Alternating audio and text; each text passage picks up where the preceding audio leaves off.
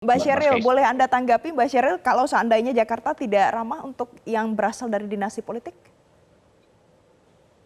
Saya rasa belum tentu lah ya. Karena gini, Jakarta itu unik nih, pemilihnya itu kritis.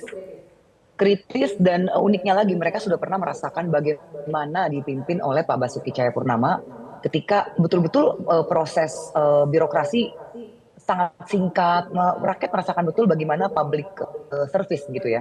Lalu di era Pak Anies, saya kan DKI 3 kemarin, saya nyaleknya ya. Jadi saya benar-benar turun ke bawah, belusukan.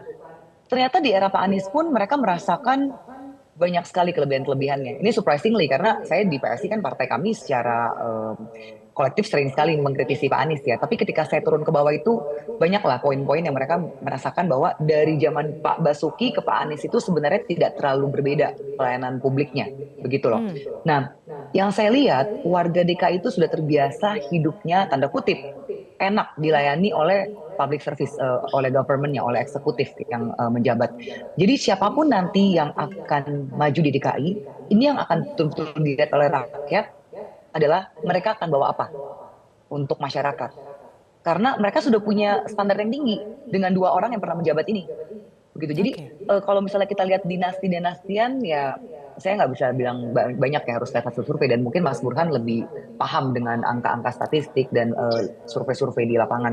Tapi yang jelas dengan adanya Gibran yang sudah berhasil menjadi wakil presiden terpilih untuk periode berikutnya, ini mungkin bisa menepis bahwa dinasti itu dinasti tanda kutip ya, karena menurut saya dari Pak Jokowi ke Gibran itu sebenarnya bukan dinasti murni. Kalau dinasti itu kan misalnya raja menunjuk suksesornya siapa, ditunjuk. Ini kan demokrasi ya, Hmm. pemilu langsung begitu. Baik. Rakyat yang menunjuk siapa yang mereka mau pilih, lalu dikumpulkan vote-nya.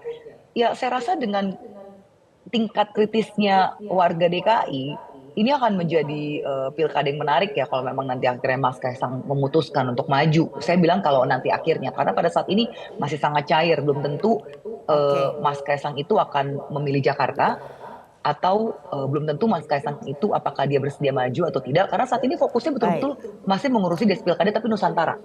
Begitu. Jadi Oke. ya kita wait and see ya. Kita juga excited melihat ini bagaimana nanti. Jelajahi cara baru mendapatkan informasi. Download Metro TV Extend sekarang.